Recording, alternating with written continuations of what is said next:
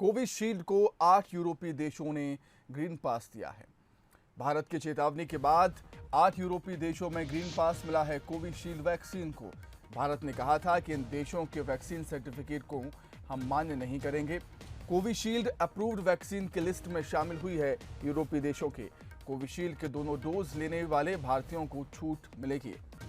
यूरोपीय देशों ने कहा था कि कोविशील्ड को मान्यता वो नहीं देंगे और कोविशील्ड के सर्टिफिकेट दिखाने पर यूरोप देशों की यात्रा भारतीय नहीं कर पाएंगे, ऐसा यूरोपीय देशों ने कहा था। इसके बाद भारत ने चेतावनी दी कि अगर आप ऐसा करेंगे तो आपकी वैक्सीन को भी हम मान्यता नहीं देंगे। और चेतावनी के बाद अब 8 यूरोपीय देशों में ग्रीन पास कोविशील्ड को मिल गया है। कोविशील्ड अब अप्रूव्ड वैक्सीन की लिस्ट में शामिल हो गई है। इन यूरोपीय देशों में कोविशील्ड के दोनों डोज लेने वाले भारतीयों को छूट मिलेगी। कोविशील्ड के दोनों डोज लेने वाले भारतीय यूरोपीय देशों की यात्रा कर सकेंगे। विवाद अब सुलझता हुआ नजर आ रहा है। जिस तरीके से यूरोपीय देशों ने कहा था कि कोविशील्ड के सर्टिफिकेट को वो मान्यता नहीं देंगे, अप्रूव्ड उसको नहीं करेंगे, लेकिन अब भारत की चेतावनी के बाद यूरोपीय देशों ने कोविशील्ड को अप्रूव कर दिया है। अब खबर है देवास से, जहां पर अचानक भरभरा कर गिरा है मकान। पुराने कंस्ट्रक्शन से बना मकान भरभरा के गिर गया। मकान में मौजूद लोग सुरक्षित बाहर निकाल लिए गए। मलबे में दबा घर में रखा घरेलू सामान। नाहर दरवाजा थाना क्षेत्र के जेल रोड की यह घटना है। देवास से खबर आपको हम बता रहे हैं। अचानक भरभरा कर मकान गिर गया। पुराने कंस्ट्रक्शन से बना मकान भरभरा कर गिरा है। मकान में मौजूद लोग सुरक्षित बाहर निकाल लिए गए हैं। नाहर दरवाजा थाना क्षेत्र के जेल रोड की यह घटना। जो घर का सामान था वो मलबे में दब गया है, लेकिन कोई जनहानि इसमें नहीं हुई। मकान में मौजूद सभी लोग सुरक्षित बाहर निकाल लिए गए हैं। बताया जा रहा है कि ये जो मकान था वो पुराने कंस्ट्रक्शन का था और इसी वजह से वो अचानक भरभरा कर गिर गया। नाहर दरवाजा थाना क्षेत्र के जेल रोड की घटना।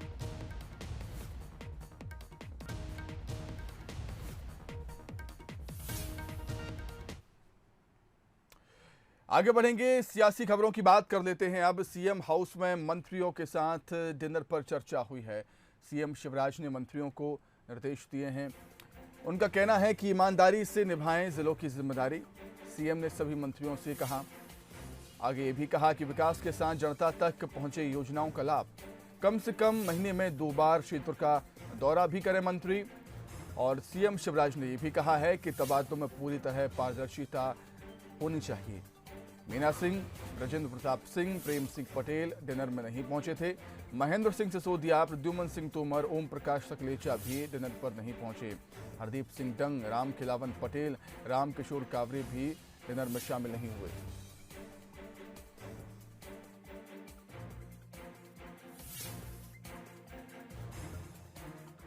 कल प्रभार के जिलों का आवंटन हुआ है और प्रभार के जिलों में सप्ताह जनता को पहली बैठक करके और चुस्त और दुरुस्त करना व्यवस्था, इसी सब पर चर्चा हुई। प्रभार के जिले सम्मानित मंत्रियों को दिए गए हैं। उन सभी सम्मानित मंत्रियों को उन्होंने प्रभार से संबंधित टिप्स दिए, जैसे कि कोविड को खत्म न माने इसकी समीक्षा लगातार प्रभार के जिले में जाएं तो करते रहें। सभी प्रभार के जिलों में कोई भी प्रभारी मंत्री एक दिन के लिए नहीं जाएगा। 2 दिन और 1 रात उसे रहना वहां पर कंपलसरी रहेगा। क्योंकि चुनौती बहुत है। पुराना प्रभारी मंत्री जब होते थे उनके पास चुनौतियां कम थीं। आज चूंकि कोरोना महाबीमारी जैसी संकट हमारे सामने है और इस महाबीमारी में जितना काम मुख्यमंत्री जी ने, मंत्रियों ने और अधिकारियों ने किया है, अब वो काम बढ़ जाएगा। अकेले ट्रांसफर पोस्टिंग ही प्रभारी मंत्री का काम नहीं होता है, पूरे जिले का पालक मंत्री होता है। पालक मंत्री के नाते वो सही काम करे और आज की विषम परिस्थिति में वो अच्छा काम करके दिखाए, ये मुख्यमंत्री जी की मंशा है। लेकिन अब काम करने की बारी आई है। दिशा निर्देश तेज गति से काम करना है, प्रदेश का विकास करना है। आत्मनिर्भर मध्य प्रदेश, जो प्रधानमंत्री नरेंद्र मोदी जी ने आत्मनिर्भर भारत का संकल्प लिया है, उसको पूरा करने के लिए हम सब मिलकर लगेंगे काम करने। देखो, मुख्यमंत्री जी हमारे कप्तान है ना, और कप्तान जब टीम को जीतना है तो कप्तान बताता है कि किस तरह से रणनीति बनाना, क्या करना है। तो निश्चित रूप से कप्तान जैसा कहेगा वैसे ही सब करेंगे। वहीं सीएम शिवराज ने प्रदेश में कानून सुरक्षा व्यवस्था की समीक्षा भी की है। सीएम का कहना है कि प्रदेश में चाक चौबंद कानून व्यवस्था होनी चाहिए, आपराधिक तत्वों के खिलाफ कठोर कार्रवाई हो, नेमावर घटनाकांड के अपराधियों को कड़ी से कड़ी सजा मिले। सरकार पीड़ित परिवार के साथ पूर्ण रूप से खड़ी है। परिजनों को 41,25,000 रुपए की सहायता दी गई है और सीएम का यह भी कहना है कि आगे भी हर संभव मदद दी जाएगी परिवार को, पीड़ित परिवार को। आपराधिक तत्वों के मन में शासन का खौफ होना चाहिए, सीएम ने यह कहा। और यह भी कहा कि जनता के मन में पूरा विश्वास हो। गृहमंत्री डॉक्टर अमित शाह के साथ विभाग के अधिकारी इस समीक्षा बैठक में शामिल रहे। आज मैंने उच्च स्तरीय बैठक की है। विशेषकर नेवावर की जो घटना हुई तो जघन्यतम है। ये अपराधिनी नराधम है। पकड़ लिए गए हैं, लेकिन फास्ट ट्रैक कोर्ट में मुकदमा चला के इनको सख्त से सख्त दुर्लभ सजा मिले, इस पर सरकार कोई कसर नहीं छोड़ेगी। घटना से मैं भी अंदर से बहुत आहत हूँ। 41,25,000 रुपए की सहायता पीड़ित परिवार के परिजनों को दी जाएगी। परिजनों के साथ हम खड़े हैं। कानून व्यवस्था की माननीय मुख्यमंत्री जी ने समीक्षा की है। देवास की घटना को काफी गंभीरता से लिया। घटना बहुत दुखद थी, मन को आहत करने वाली थी। इसलिए सख्त से सख्त कार्रवाई स्पेशल कोर्ट के द्वारा, वो पूरी कोशिश हो कि ऐसे दरिंदे फांसी पर पहुंचे।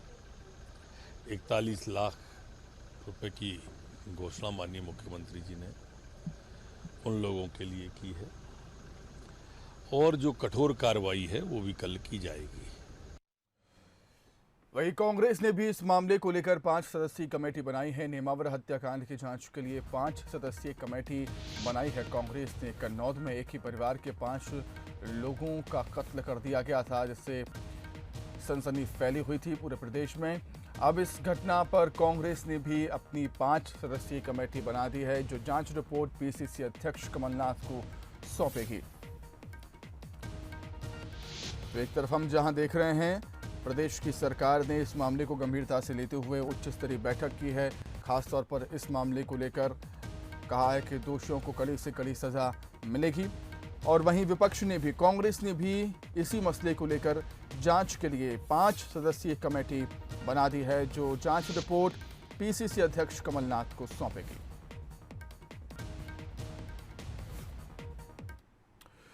वहीं सीएम शिवराज मंत्री समूह के साथ बैठक करेंगे। ग्रुप ऑफ मिनिस्टर्स के साथ सीएम शिवराज की बैठक होनी है। ऑक्सीजन प्लांट लगाए जाने पर चर्चा होगी इस बैठक में। मंत्रियों के साथ कई और मुद्दों पर मंथन भी होगा। तो सीएम शिवराज आज अपने मंत्रियों के साथ बैठक करने वाले हैं। ग्रुप ऑफ मिनिस्टर्स के साथ सीएम शिवराज की आज बैठक होनी है। इस बैठक में ऑक्सीजन प्लांट लगाए जाने पर चर्चा होगी। मंत्रियों के साथ कई और मुद्दों पर भी मंथन करेंगे सीएम शिवराज। ऑक्सीजन प्लांट लगाए जाने के साथ ही कई ऐसे अहम मुद्दे होंगे जिस पर सीएम शिवराज अपने मंत्रियों से चर्चा करेंगे। सीएम शिवराज मंत्री समूह के साथ बैठक करने वाले हैं। ग्रुप ऑफ मिनिस्टर्स के साथ सीएम शिवराज की बैठक होनी है। वहीं प्रदेश की सरकार के खिलाफ मोर्चा खोलेगी कांग्रेस। आज भोपाल में तय होगी कांग्रेस की रणनीति। पूर्व मंत्री सज्जन सिंह वर्मा का बयान सामने आया है। इसको लेकर बुधनी विधानसभा में होगा कांग्रेस का आंदोलन। बुधनी में गिरफ्तारी देने जाएंगे कांग्रेस के नेता। सज्जन सिंह वर्मा ने कहा है, सज्जन सिंह वर्मा के खिलाफ एफआईआर हुई है। सज्जन सिंह वर्मा ने नसरुल्लागंज में ब्रिज का लोकार्पण किया था। मैं तो गिरफ्तारी देने को तैयार हूं, मैं तो बुधनी नसरुल्लागंज में जाके आंदोलन करूंगा जहाँ हजारों लोग आएंगे, कार्यकर्ता आएंगे। मुझे तो प्लेटफॉर्म है, मैं तो गिरफ्तारी देने को तैयार हूँ। मैं तो बुधनी नसरुल्लागंज में जाके आंदोलन करूंगा जहाँ हजारों लोग आएंगे, कार्यकर्ता आएंगे। मुझे तो प्लेटफॉर्म है। कृषि मंत्री कमल पटेल ने हरदा डीएसपी को जमकर फटकार लगाई है। दरअसल एक युवक अपने परिजन के साथ मंत्री से मिलने पहुंचा था, जहां उसने बताया कि एक व्यक्ति ने लेन देन के मामले में धोखे से टिमरनी के पास ट्रेन के आगे उसे धक्का दे दिया, जिस वजह से उसके पैर का पंजा कट गया। और जब युवक ने पुलिस से मदद की आस लगाई तो कार्रवाई करने की जगह उन्हें ही धमकी दी गई। युवक की बात सुनते ही मंत्री कमल पटेल ने फौरन डीएसपी सरमन लाल सिसोदिया को फोन कर सख्त लहजे में चेताया और कार्रवाई करने को कहा है। तो जब्त करिए, ने गिरफ्तार किया। काहे के लिए हो तुम पुलिस में?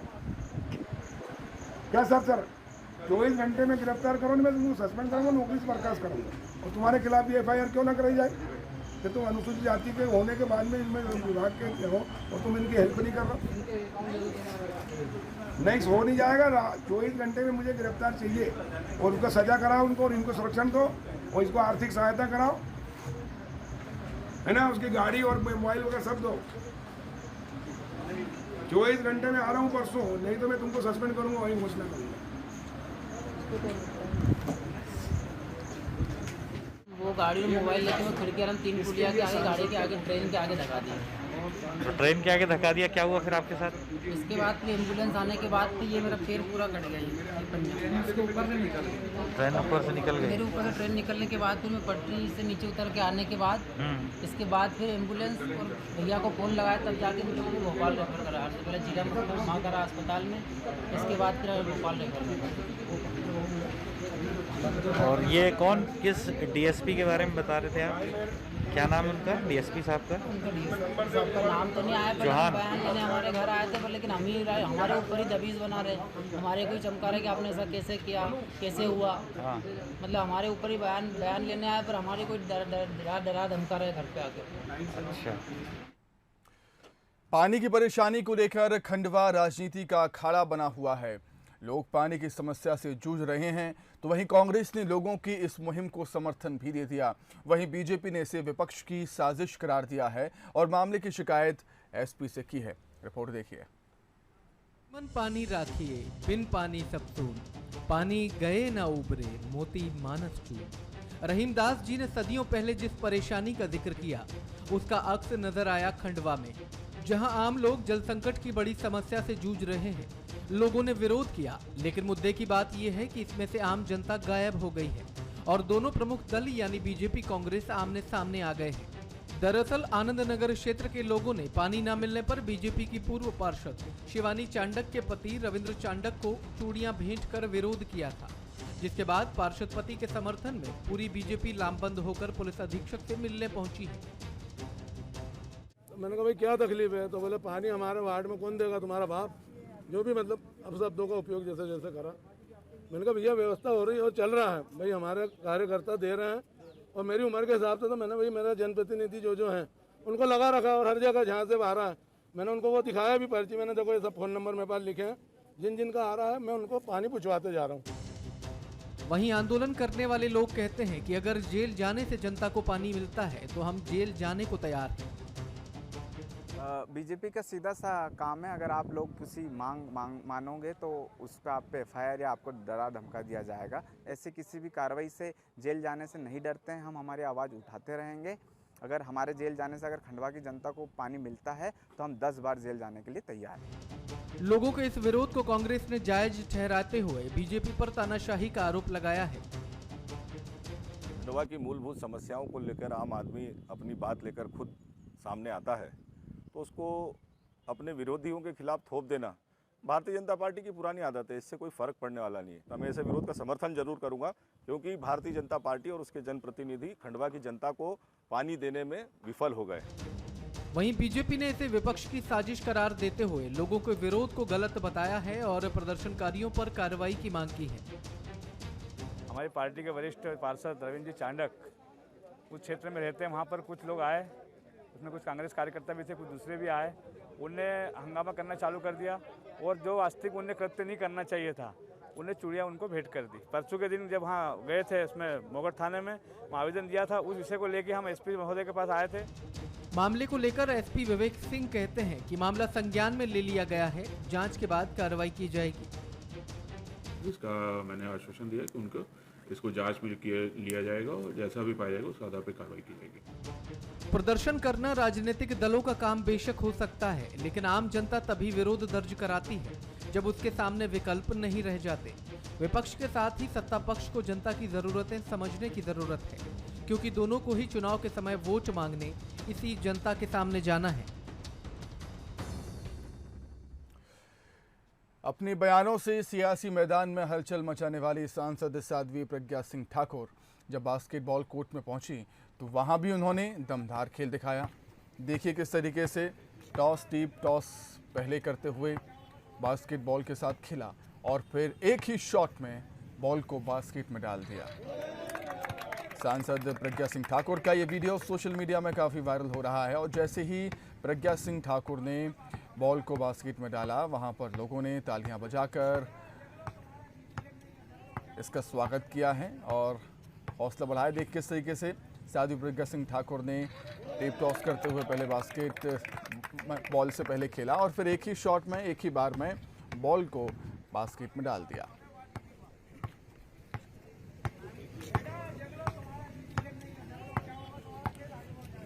तो अपने बयानों को लेकर सुर्खियों में रहती हैं अमूमन साध्वी प्रज्ञा सिंह ठाकुर, लेकिन इस बार खेल को लेकर सुर्खियां उन्होंने बटोरी हैं। बास्केटबॉल खेला और एक ही बार में बॉल को बास्केट में डाल दिया और सबको हैरान कर दिया।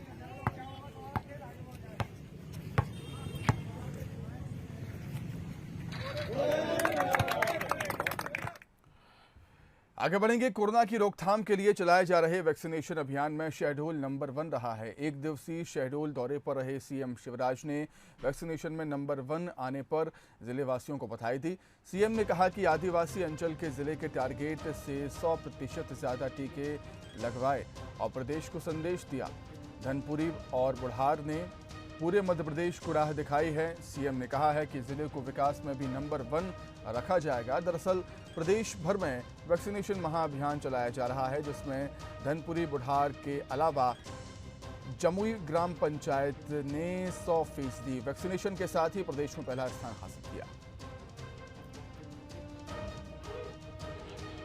पूरे शहडोल जिले को, जिले की जनता को, यहाँ के जनप्रतिनिधियों को, यहाँ के जिला प्रशासन को बधाई देता हूँ कि टीकाकरण के मामले में हमारा शहडोल जिला नंबर 1 के स्थान पर पूरे मध्य प्रदेश में रहा और ये उस समय भी था जब वैक्सीन को लेकर बहुत डर था, भ्रम फैलाए गए थे। तब आदिवासी अंचल का ये जिला था शहडोल, जिसने हमेशा जो टारगेट था उसके 100% से ज़्यादा टीके लगवाए और शहडोल की जनता ने पूरे मध्य प्रदेश की जनता को प्रेरित किया। यहाँ की जनता को हृदय से धन्यवाद देता हूँ। शहडोल ने, धनपुरी और बुढ़ार ने पूरे मध्य प्रदेश को राह दिखाई है। ये राह दिखाने वालों, मुख्यमंत्री आपका स्वागत करता है। आपने नंबर 1 रखा है अपने आप को वैक्सीनेशन में, मैं विकास में भी आपको नंबर 1 रखूंगा। इधर शहडोल के जमुई में सीएम शिवराज की नाराजगी भी देखने को मिली। दरअसल 100% वैक्सीनेशन को लेकर आयोजित कार्यक्रम में सीएम मंच पर सभा को संबोधित कर रहे थे। तब उन्होंने मंच से ही सभा में मौजूद लोगों से मुफ्त राशन मिलने को लेकर सवाल किया। इस पर ज़्यादातर लोगों ने राशन नहीं मिलने की बात कही, जिससे नाराज़ होकर सीएम ने भरे मंच से ही अधिकारियों को फटकार लगाते हुए हितग्राहियों को समय पर राशन उपलब्ध कराने के निर्देश दिए। भैया बीच में हमने तय किया था कि राशन फ्री में मिलेगा, तो जामुई में मिला कि नहीं राशन? हैं? जरा एक बार चेक कर की जाए, एक एक घर चेक किया जाए। कहाँ कलेक्टर? ये चेक करवा भाई, राशन बिना कोई आना नहीं चाहिए। ये अपनी गरीब जनता इसी के लिए तो कलेक्टर है, निकाय की कलेक्टर, मुख्यमंत्री इसी के लिए, ये मंत्री कारों की झंडी भी इसी के लिए दादा, जनता ही के लिए, और अपनी भगवान अपनी जनता है रे भैया। वहीं सीएम शिवराज अस्पताल का लोकार्पण भी आज करेंगे। कारजू अस्पताल का लोकार्पण करेंगे सीएम शिवराज। डॉक्टर कैलाशनाथ काटजू शासकीय सिविल अस्पताल का लोकार्पण करेंगे सीएम शिवराज। नए भवन का शुभारंभ करेंगे। 5 मंजिला भवन में कोविड डेडिकेटेड 200 बेड होंगे। 50 बेड का आईसीयू और 9 बेड का प्राइवेट वार्ड भी होगा।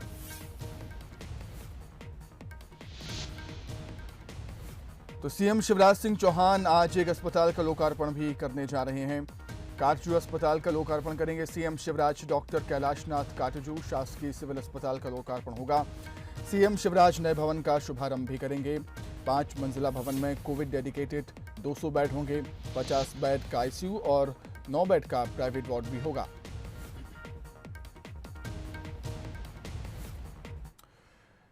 तो चलिए बात करेंगे कोरोना वायरस के संक्रमण की। मध्य प्रदेश में कोरोना का ग्राफ धीरे धीरे और भी कम हो रहा है। 24 घंटे में कोरोना के 40 केस सामने आए हैं, जबकि 12 लोगों की जान गई। 37 जिलों में कोरोना का एक भी नया केस नहीं है। एमपी के 10 जिलों में कोरोना का एक भी एक्टिव केस नहीं है। राजधानी भोपाल में 10, इंदौर में 8, जबलपुर में 2 मरीज मिले। प्रदेश में एक्टिव केस घटकर हुए हैं 533। तो एमपी में 24 घंटे में 40 केस सामने आए। 12 की मौत हुई। 37 जिले ऐसे हैं पूरे प्रदेश में जहां पर कोरोना का एक भी केस नहीं आया है पिछले 24 घंटे में। और मध्य प्रदेश के 10 जिले ऐसे हैं जहां पर कोरोना का एक भी एक्टिव केस नहीं है। राजधानी भोपाल में पिछले 24 घंटे में 10, इंदौर में 8, जबलपुर में 2 मरीज मिले हैं। प्रदेश में एक्टिव केस की संख्या घटकर हुई है 533।